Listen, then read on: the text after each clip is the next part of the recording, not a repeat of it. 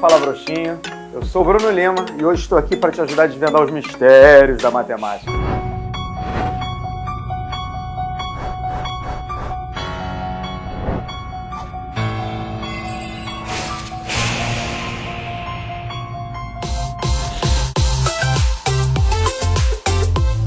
Galera, a aula de hoje é uma das aulas mais pedidas por muita gente há muito tempo. Hoje a gente vai falar sobre o ciclo trigonométrico, ou para alguns, circunferência trigonométrica. É um dos temas mais falados, mais procurados pelos alunos do ensino médio. Então, se você estava esperando por esse vídeo, não sai daqui, fica com a gente até o final. E aproveita, se está chegando hoje, aproveita para amassar o botão de inscrever-se, já deixa seu joinha aí e deixa nos comentários quais os temas que você quer ver aqui no nosso canal. Mas antes da gente ir propriamente dito, antes da gente começar a falar necessariamente do ciclo trigonométrico, a gente tem que falar sobre alguns conceitos básicos que a gente precisa ter para poder falar sobre esse tema tão temido e tão aguardado pelos alunos do ensino médio. Quando a tia Creide ensinou pra gente medidas de ângulos e quando a gente estudou trigonometria também no ensino fundamental, a gente trabalhava, na maioria das vezes, com uma única unidade de medida de ângulo, o grau. E como a gente sabe, o grau é uma parte. Se a gente dividisse a circunferência em 360 partes iguais, o grau seria 1 sobre 360 dessa circunferência toda, perfeito? Então, hoje eu vou mostrar para vocês uma outra medida de ângulo que a gente vai trabalhar muito quando a gente trabalha a trigonometria no círculo, na circunferência, que é o radiano. Como é que a gente vai definir o radiano? Imagine que a gente tenha um ângulo central. O ângulo central é aquele ângulo que tem o vértice no centro da circunferência. E a gente sabe, porque a gente estudou também no fundamental com a tia Creide, que o ângulo central ele tem a mesma medida que o arco que ele enxerga, que ele subentende. Então imagine que eu tenha um ângulo central de 1 radiano e eu tenho uma circunferência. Essa circunferência tem o raio Rzinho, R minúsculo. Quando eu tenho que a medida desse arco aqui, lembrando que o arco é determinado por 2 pontos distintos numa circunferência. Quando eu coloco 2 pontos numa circunferência, eu determino 2 partes nessa circunferência. Cada uma dessas partes é chamada de arco. Então imagine que a medida desse arco, se eu pudesse retificar ele, ou seja, ele é uma curva,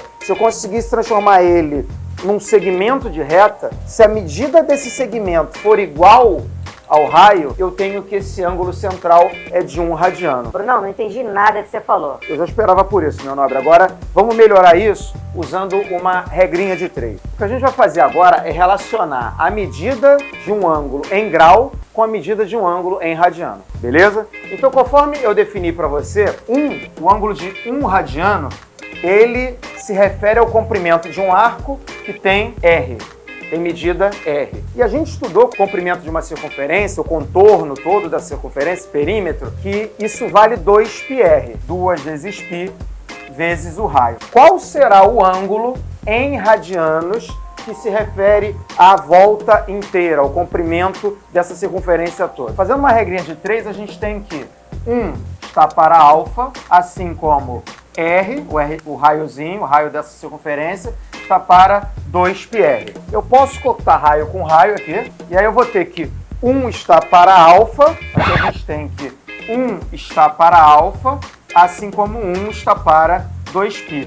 Ou seja, alfa é igual a 2π. Qual é a conclusão que a gente chega?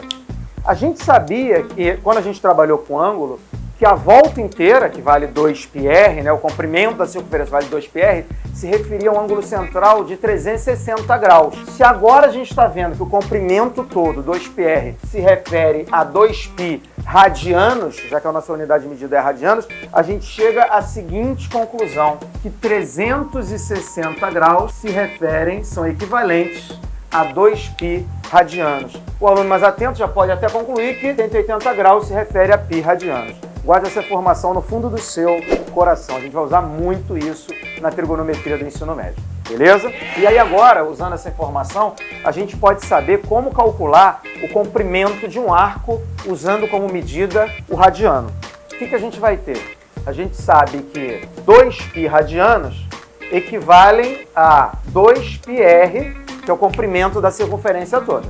Perfeito? Se eu tivesse um ângulo alfa em radianos qualquer, qual seria o comprimento do meu arco, do arco que eu gostaria de descobrir. Eu vou fazer novamente uma regra de 3, uma arma poderosa pra gente aí. Você que não lembra como se faz regra de 3, tem videozinho nosso aí no canal, é só clicar no i que você vai cair lá no vídeo de regra de 3 simples. 2π está para alfa, assim como 2π Rzinho está para L. Posso matar 2π com 2π, porque eu posso cancelar na mesma linha. Aqui vai ter 1 e aqui vai ter 1. Então eu vou ter 1 está para alfa, assim como R está para L.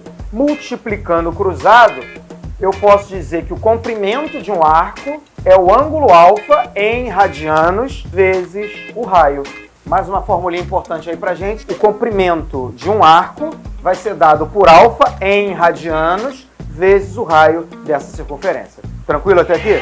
Agora a gente já está preparado para falar sobre o círculo trigonométrico, ou ciclo trigonométrico, ou circunferência trigonométrica. Tem livros e professores que chamam de cada um desses nomes, mas o importante é a gente saber que agora a gente está tirando a trigonometria que a gente conhecia de dentro do triângulo e estamos partindo por uma nova figura, que é essa figura que está diante de vocês. Primeiro a gente tem que falar que essa circunferência é uma circunferência de raio 1, de raio unitário, e é uma circunferência orientada. Como assim, Brunão? O sentido positivo dela é o sentido anti-horário. Se a gente girar no sentido horário, a gente está no sentido negativo desse círculo, beleza? E outra coisa, a gente vai localizar esse círculo no nosso plano cartesiano, onde o eixo x é o horizontal e o eixo y é o eixo vertical. Por conta disso, a gente consegue perceber que o nosso círculo vai ficar dividido em 4 partes iguais. Se a volta inteira tem 360 graus, fica claro para você, cada uma dessas partes vai ter um setor, compreendido um setor de 90 graus, ou π sobre 2 radianos, usando a medida de ângulos que a gente acabou de ver no início da nossa aula, beleza? E aí, como o círculo gira nesse sentido, no sentido anti-horário, essa parte a gente vai chamar de primeiro quadrante, essa parte é o nosso segundo quadrante, essa parte é o nosso terceiro quadrante e essa parte é o nosso quarto quadrante. Se a gente for colocar isso em ângulo, a gente vai ter, começando aqui, 0 graus. O primeiro quadrante fica entre 0 grau e 90 graus. O segundo quadrante entre 90 graus e 180 graus. O terceiro quadrante entre 180 graus e 270 graus. E o quarto quadrante entre 270 graus e 360 graus. Se você quiser transformar isso para radianos, a gente vai ter 0 grau é 0 radiano, 90 graus, π sobre 2 radianos, 180 graus equivalem a π radiano, 270 graus equivale a 3π sobre 2 radianos e 360 graus equivale a 2π radianos. Beleza? Tudo bem, Bruno, mas por que a gente tem que estudar o círculo trigonométrico? Por vários motivos. Um deles é quando a gente tem ângulos que superam uma volta inteira. Por exemplo, quando a gente tem um determinado movimento no skate que o skatista fez, que é chamado de 900. O determinado skatista desenvolveu e conseguiu fazer o 900, um determinado movimento do skate, o 900. O que representa esse 900? O que quer dizer esse 900? Quer dizer que ele deu um determinado número completo de voltas inteiras e mais um determinado ângulo. Ele deu tantas voltas inteiras no nosso círculo e mais um determinado ângulo. Então a gente tem que começar a falar sobre o conceito de arcos côngruos. O que são arcos côngruos? Esse nome esquisito. 2 arcos são chamados côngruos ou congruentes quando suas medidas diferem de 360 ou 2π radianos.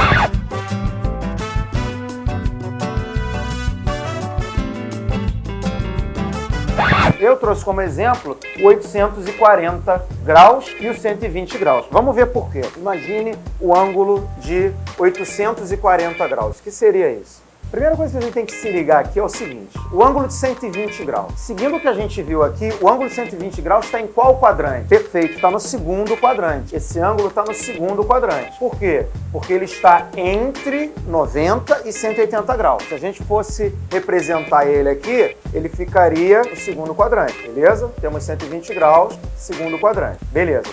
Agora, o que seria o ângulo de 840 graus? Se você pegar 840 e dividir pela volta inteira, que tem 360 graus, a gente vai ter 2 voltas inteiras e vai sobrar 120 graus. Ou seja, o ângulo de 840 ele vai dar uma volta inteira, vai dar uma segunda volta inteira e vai andar mais 120. Então aqui no 120 também pararia o ângulo de 840 graus. A gente teria também aqui o ângulo de 840 graus, portanto eu posso dizer que 840 graus e 120 graus são arcos côngruos, porque eles vão parar, depois do número de voltas que eles derem, no mesmo arco, na mesma posição, beleza? E aí, a gente pode dizer o seguinte: o primeiro ângulo que a gente viu foi o ângulo de 120 graus. Eu poderia até passar para radiano. E o outro ângulo que a gente viu foi o ângulo de 840. Como é que eu poderia escrever esse ângulo de 840? Eu poderia escrever ele como um ângulo de 120 graus mais 720. Concorda? Melhorando isso, poderia escrever ele como 120 graus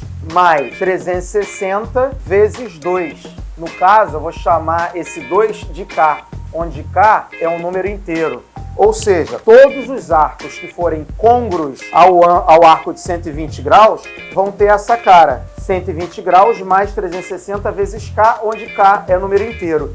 Esse 120 graus eu vou chamar de alfa zero, primeira determinação positiva, ou menor determinação dos arcos côngruos do 120. No caso do 840, eu substituiria o K por 2, mas eu poderia substituir o K por 3, multiplicaria por 360 mais 120, teria um outro côngruo. Substituindo sempre K por números inteiros, eu vou ter os côngruos a 120 graus. Tranquilo? Antes de fazer a questão que eu trouxe pra gente do Enem, que envolve alguns conceitos que a gente viu na aula de hoje, só para retomar esse conceito da expressão geral do arco, a gente acabou de ver que um arco pode ser representado usando ângulos por alfa, que é o ângulo que a gente está determinando, é igual ao arco, a primeira determinação positiva dele, mais 360 vezes K, pertencente a inteiro. Mas, Bruno, e se eu quiser representar isso através de radianos? Boa pergunta, meu nobre. Ficaria alfa é igual a alfa zero em radianos, mais 2 vezes K vezes π, com K pertencente a inteiro. Então, só para você saber que eu também posso representar a expressão geral de um arco usando a notação, a unidade de medida de ângulo, radiano. Beleza? A questão que eu trouxe para vocês é a seguinte, do Enem. As cidades de Quito e Singapura encontram-se próximas à linha do Equador e em pontos diametralmente opostos no globo terrestre. Aí o editor deve conseguir fazer o globo terrestre para vocês visualizarem melhor. Considerando o raio da Terra igual a 6.370 km, pode-se afirmar que um avião saindo de Quito, voando em média 800 km por hora, descontando as paradas de escala, chega a Singapura em aproximadamente, antes de começar a entrar na geometria, a gente tem que lembrar de um conceito de razões que a gente estudou quando era bolinha de pelo, que é o conceito de velocidade média. O conceito de velocidade média diz que a velocidade média é a distância percorrida sobre o tempo gasto, beleza? Então, a velocidade já foi dada, que é 800 km por hora, a distância a gente quer descobrir, e aí a distância vai ser um arco. Se Quito e Singapura estão opostos no globo terrestre, eles vão percorrer um arco. Esse arco é que a gente quer determinar. Essa medida desse arco é que a gente quer determinar. Um arco, comprimento do arco, sobre o tempo. O arco a gente precisa determinar. E o tempo é o que a questão está pedindo. Esse arco vai ser dado por alfa vezes o raio. A gente viu no início da aula que o comprimento de um arco é igual a alfa, onde o alfa é dado em radianos, vezes o raio. Como a gente tem que os dois pontos estão diametralmente opostos, eles percorrem aqui a metade da volta inteira. Se a volta inteira é 2π radianos, a metade da volta é π radianos. Então a gente vai ter que o comprimento vai ser π vezes o raio, que é 6.370. Portanto, o comprimento vai ser 3,14 aproximadamente, né? Vezes 6.370.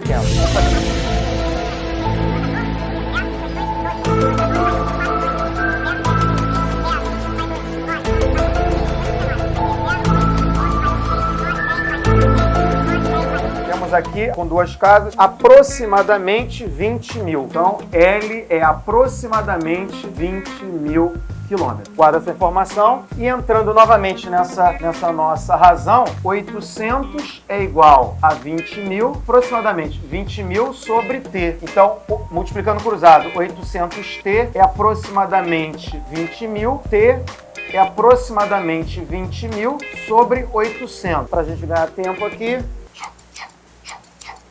T é aproximadamente 25 horas. Tem essa opção? Claro que tem. Letra C de Saci, mete um xizão aí, meu nobre. Galera, tranquilo? Espero que vocês tenham aproveitado essa aula. Essa aula foi a introdução ao círculo trigonométrico. Teremos outras aulas para aprofundar um pouco mais esse conhecimento. Espero que já tenha ajudado vocês. Se você gostou, já deixa o joinha. O que você não gostou, que você acha que a gente pode melhorar, deixa aí nos comentários. Temas para os próximos vídeos. Continua com a gente, continua acompanhando. Tem muita novidade por aí. Obrigado pela audiência e valeu!